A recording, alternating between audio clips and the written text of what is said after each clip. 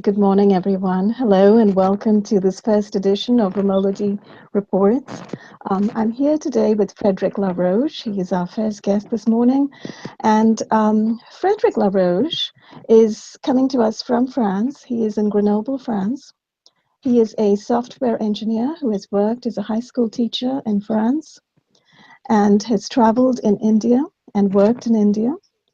He's also worked as an activist for the protection of civilians from the use of directed energy weapons and neuroweapons on the populace, an issue that is actually global currently and is of great concern to people around the world.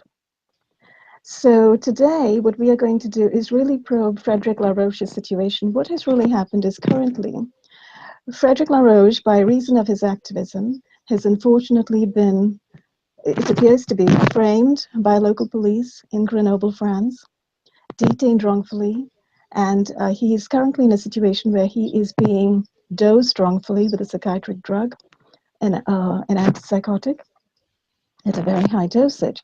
So we're going to try to probe that situation. What exactly has happened currently?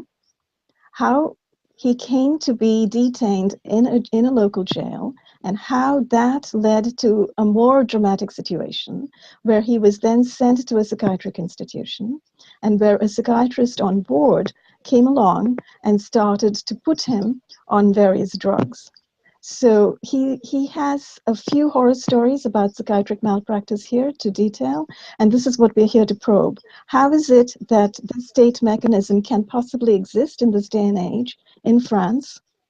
And of course, as we all know, it exists in the USA as well. It exists in other parts of Europe as well, where psychiatrists are working with local law enforcement to suppress and repress activism by the use of drugs.